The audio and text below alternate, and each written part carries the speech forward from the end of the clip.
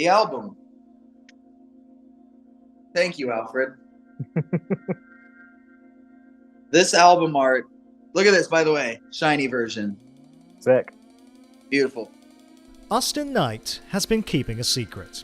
For almost 2 years, he has been retreating to his home studio, quietly building ideas and demos. Working away from the eyes of the fandom and the wider music industry, he developed a set of songs that push him lyrically into new, more personal territory and allow him to musically reconnect with the sounds that inspired him in the first place. These sessions are what would eventually become Intellectual Property, the fifth full-length record from Waterparks, the band he inhabits alongside drummer Otto Wood and guitarist Jeff Wigington. With its mix of pop-punk and emo-infected bangers sitting comfortably next to wide-ranging electronic epics, it is a clever encapsulation of everything the band has been up until this point. Now that the time has arrived to share it with the wider world, Knight guides us through the album-making process, from tackling ideas of religion and fame to working alongside new collaborators. The secret's out, Intellectual Property is here, welcome to your night out on Earth. I'm James Wilson Taylor, and this is the rock sound album story of Intellectual Property by Waterparks. Let's start off with that idea of early influences and that kind of thing. You know, you're coming off greatest hits.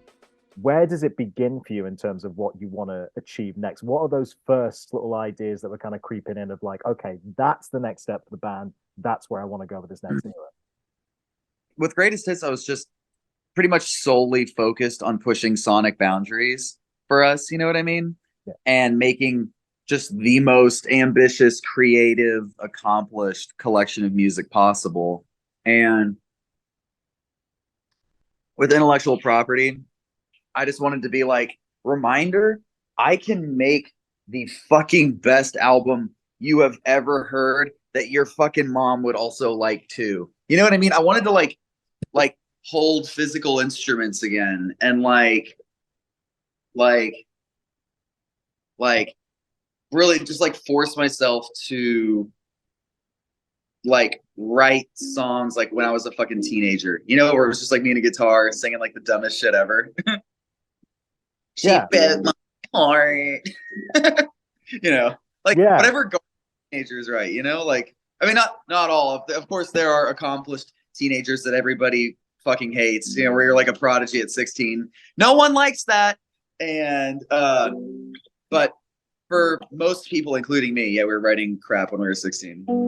But how do you get that's the interesting balance there, isn't it? Because we've just been talking about how, you know, the phrase you just said there, like, this isn't like a fucking tweet, this is your art, right? So you want to have something that it's not disposable, it's not throwaway, it's something you want to last with people. How do you balance that with, because like there is a temptation there, isn't there? If you're going to channel what you were doing at 16, where it is a bit more throwaway because you're just starting out, for God's sake, how do you manage to take that and make it the 2023 version? You know, I guess it is just you've got all that experience again, but like. So what I mean by that is more so like limiting myself on purpose at the base level. Like last album, I bought this keyboard that was like grossly expensive. It's the most expensive thing I own. Like it's like it's one like The Weeknd and like Charlie Puth and shit. It's like one of those ones, you know what I mean? And I was just like, I need that. And I was just like, okay, let's dial it back for a second. What would I do if I didn't have any of this shit? What would I do if I had this? Like, what would the song be? You know, like because it has to, like, at the root of everything. Like, I don't know how I would play magnetic acoustic. I'm sure I can make some like wild arrangement, or like See You in the Future, or like Ice Bath, or, you know, there's like a ton of shit. But like, I was like, what, like, if this is all I had, like in a room, would I still be able to make shit that I love that much? It's more about like simplifying at the start, not overall, but simplifying at the start to like force you to write or like build like a more solid foundation. Like I said, during Greatest Hits, when I was like feeling very isolated, I became like more open to collaboration or input, because I was just like, I think music was just a way I was able to like reach out and like connect with people easier, like friends and stuff, you know? And like it was an excuse to be talking to whoever. And so now I've been more like open when people are like, when I get offers to like do things, whether it's like, you know, go do vocals for or with somebody, or, you know, like writing stuff, or just collaboration in general. So normally I turn down like 98% of like songwriting session offers I get, you know, because especially like when you've got shit coming out, uh, like I think it started during fandom because people saw things going off on TikTok and they're like, all right, with a TikTok, like someone who's popping on there, sure. Yeah. Uh, but like since then, yeah, like we've gotten a lot of offers to go like write with songwriters like in Los Angeles and shit. But the thing is, I'm not even super close minded, but like when we first got out here, I just hated it. You know, like we did a couple writes and it was just like I felt so weird. I was just used to being in my room making songs. And I was like, who are these people? And they're asking me all this personal shit. Like, no. But we got an offer from this like Miles was like, yo, Julian Bonetta is down to like do some songs with you if you want. I was like, One Direction dude wants to write with me? Yeah, I'll fucking go there. So Funeral Grey and Brainwashed were both written with him over like we made like we were like working. It was pretty cool because like I don't know, he's very good at getting things flowing. And so I mean, you know, he had a little guitar too, and it was just like I sat down and like he went to the bathroom and I noodled out the Brainwashed riff. I was just like, this is pretty cool. Like, let's do this. And or like, and even like Funeral Grey was the last thing. We had like a few hours, and I was like, and it's just like, okay, there it is. You know, it's I'm like this has happened before with like a lot of like my favorite Waterpark songs, but it came together very quickly, you know? Like High Definition was like I was probably fully written in like 20 minutes. Wow. Yeah, you know, so solid 20. A solid 20 that. But it's it's a like good 20. That's one of the best 20. Yeah. Yeah, it's interesting how we've talked before about how you have become a lot more open to that idea. That's really interesting to hear about the sort of behind the scenes thing with the songwriter perspective. But then of course you have, I mean, correct me if I'm wrong, like with Blackbear, that is the first proper credited collaboration. That's first like feature, if you like, right? And that's a kind of totally different type of setup. Obviously, he's a massive name anyway, so it's cool. I mean, rightly successful, but he's very, very clever in the way he walks that line, as you guys do, really, across different genres. You know, he's very much a part of the scene now, but he can stretch out into loads of different other areas. I would imagine for you, that's got to be a lot of kind of common ground you could really, really kind of unite on in a way. Honestly, yeah, because like even during the tour we did with them, you know, a lot of his stuff was like almost kind of like bandified, if you will.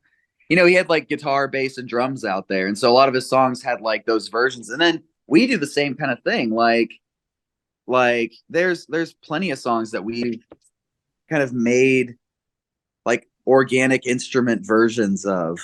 You know, like when we did like Worst, that was like a full switch up.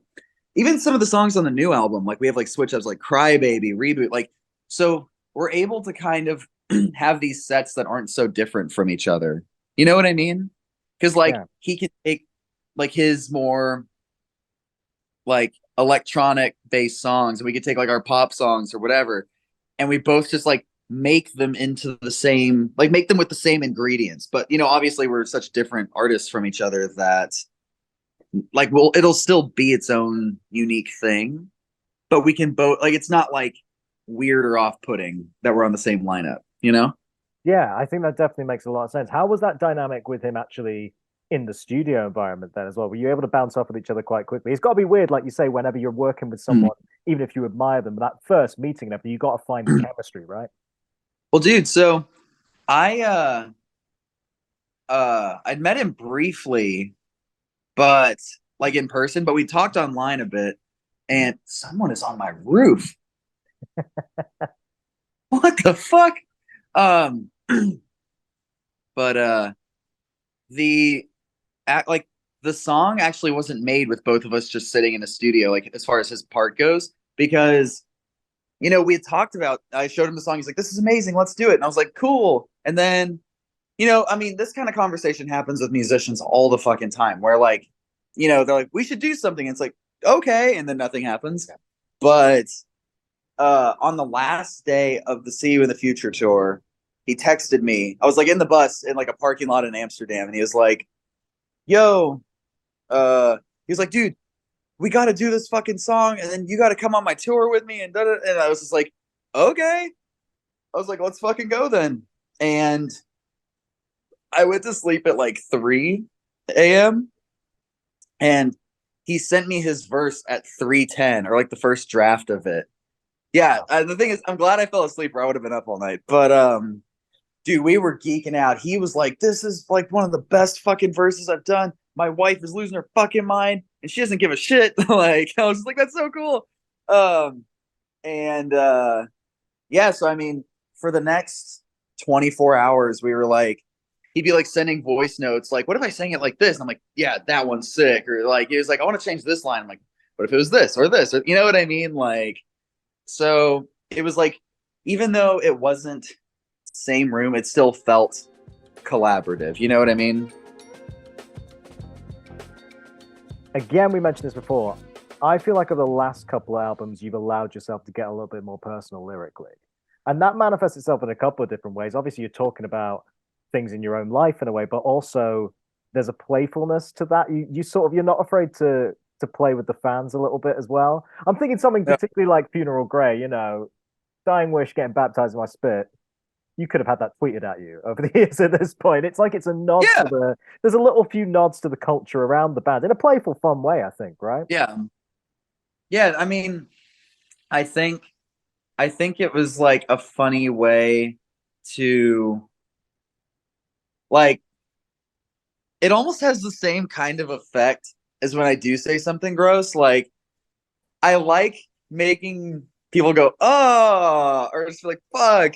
Like, I like getting that like that reaction, that like deep reaction that you like can't control. You know what I mean? I like it's almost like the same kind of thing as like when you make a musician or someone do like stank face at your shit. You know what I mean? Like when there's just like a crazy part, or like a fucking sick bass line, or like it transitions into something that's just like a full switch up, and they're just like, "Oh." You're like, "Yeah." Like, it's the kind of thing that like I want to be able to have parts in the songs that elicit involuntary reactions. Like even when they're alone. Cause like if you can make somebody have a reaction when they're alone, that's how you know you made like a crazy part. Because people, I mean, not even till I'm not even like not even kind of shitting on like listening to stuff with friends and being like, "Oh, what the fuck? That's crazy," like whatever. But it's like when you're watching a movie, like a scary movie. A lot of times people are more like, "Oh shit," like when they're with friends. But if a movie can make me lose my fucking mind and I'm alone, that's how I know. And so it's kind of like when I listen to something in the car and I hear like a line that's so like out of pocket or whatever, I'm like, "I don't think you can say that." Like that kind of thing. I love putting that kind of thing in there too. And honestly, the ones that make him go, "Ah," like I can't do it too much because I'm not just trying to like, I know people have a tendency to be like, "Waterparks, it's funny." Because I can't help myself. I have to shitpost. But like, I've made it a point to not make the music funny, because I still want it to be, it's, it's the most fucking important thing to me. And obviously I'm not just like a fucking jester being like, "Dick, dick, dick, dick, dick, dick, dick, dick, dick," like, but I also think it's important to not be like too up your own ass. So it's like, to me, it's like a good balance of like, I got a few lines in here that'll make people just be like, fuck, and make you like want to cry. But then there's also like she said, I know your dying wish is to be baptized in my spit, make them go like, eh. You know, it's like, it's called range, people. It's called range. Look it up. That's how we roll over Google here. it. But on the other side of it, then, in terms of the more vulnerable moments, in terms of those more emotional moments that have the impact in the complete opposite sense, is there any lines or couplets or anything on this record that you feel particularly proud of putting out there? Closer is crazy. I think I think all of the lyrics to me are fucking awesome. I wouldn't put them in a song if I wasn't just like fucking psyched on them. But I think people that are like that, I guess people that get more nostalgic for like my older kind of writing, as far as like maybe like entertainment era, or like the more maybe like I wouldn't even say old. I would just say like leaning on the more metaphorical, poetic side.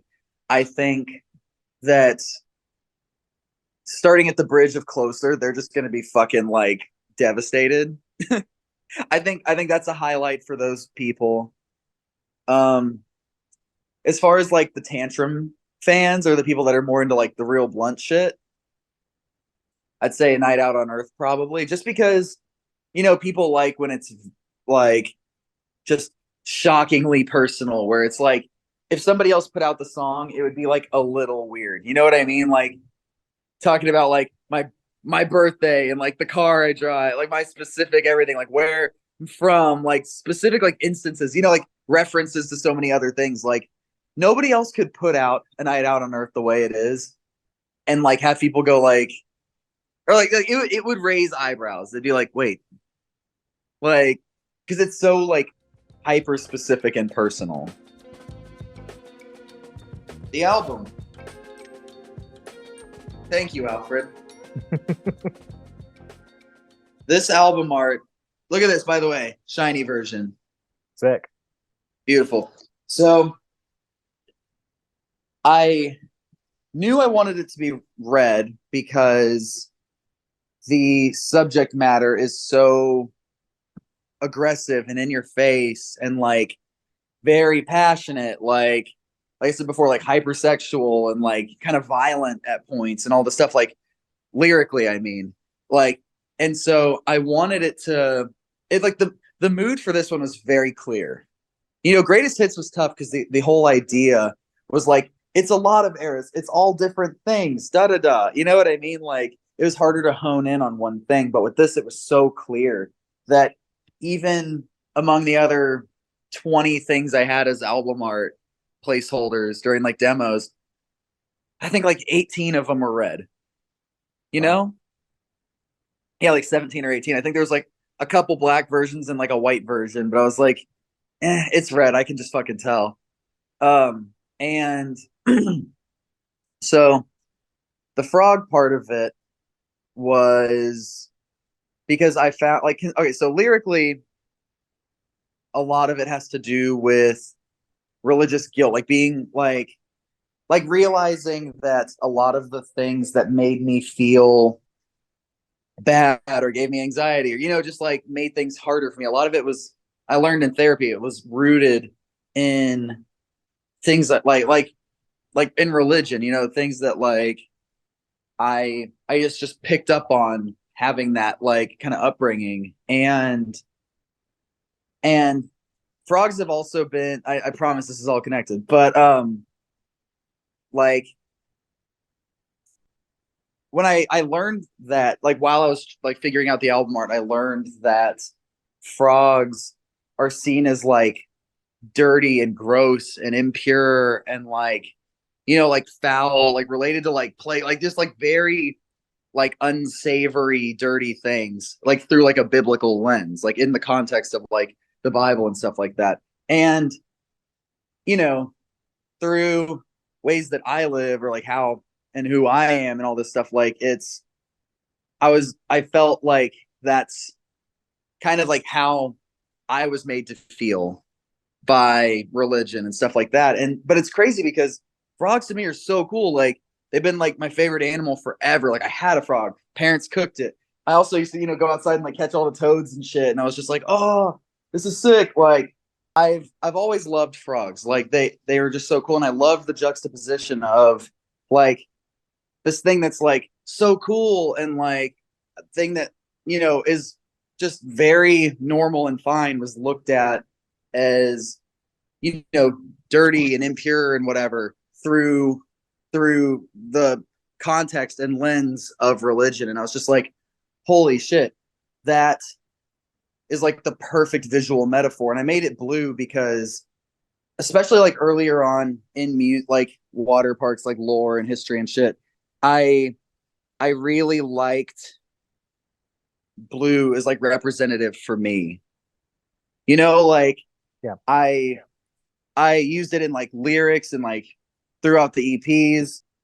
Like I ultimately made the frog blue, like the poison dart frog blue, because that's the color I kind of identified with, and I surrounded it with the context of the album being red. And also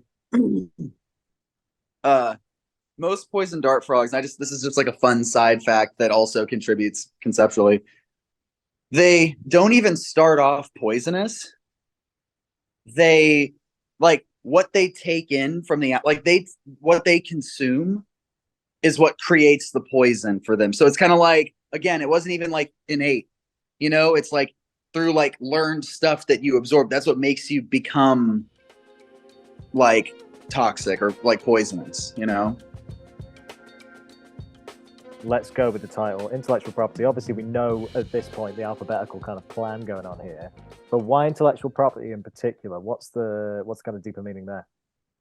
So intellectual property is like the mental real estate that you'll give some like a person, place, thing, whatever, a noun in your head. Like it's like the area that you'll give it. And it's like, I mean, it's, fucking play on words, like intellectual, mental, property. That's like the real estate, the lot you'll give it or whatever.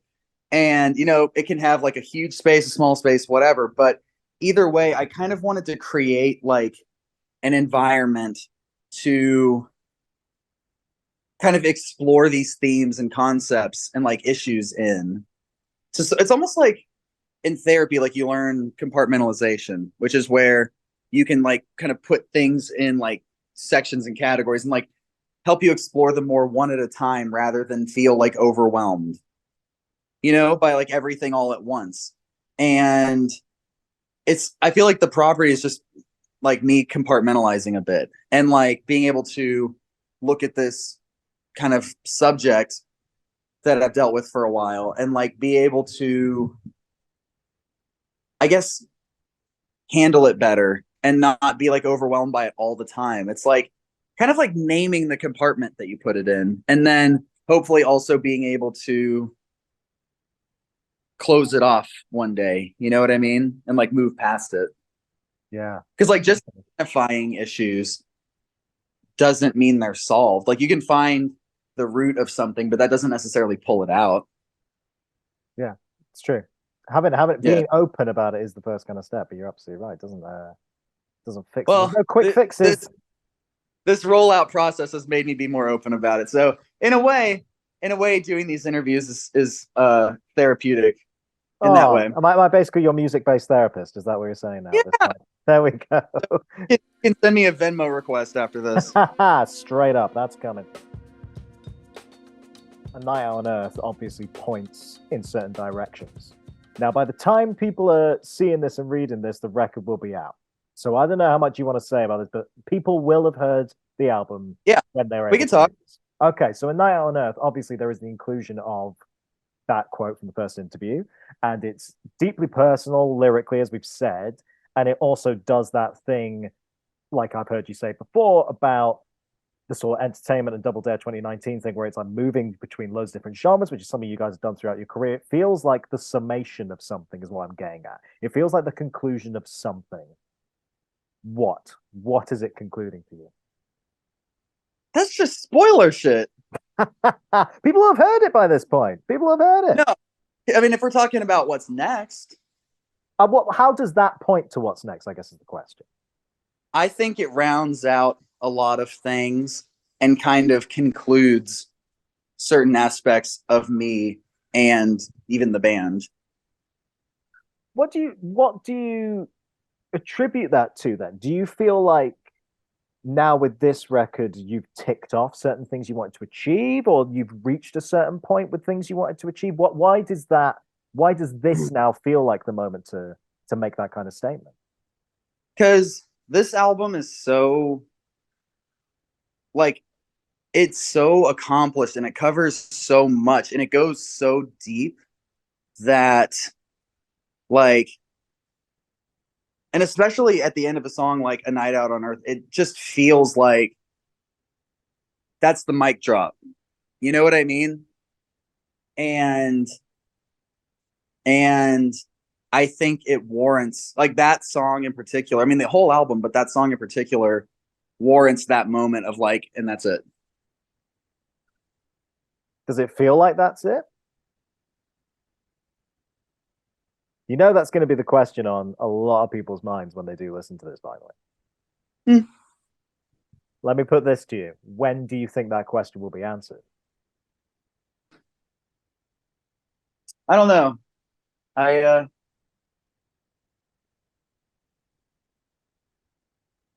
used to want to, like, kind of speed run music and stuff like that and be like, you know, I mean, people say like you have your whole life to make your debut album, and then from there it's just you have 6 months to make the follow up and da da da. But I've become less in a hurry, not because I'm less, like, because I want things less, or because things feel less urgent, or like there's less of like an artistic like void I need to fill. But I'm just not in a hurry. I'm cool to let things like breathe and like live and, like, I don't know, I guess let time provide context.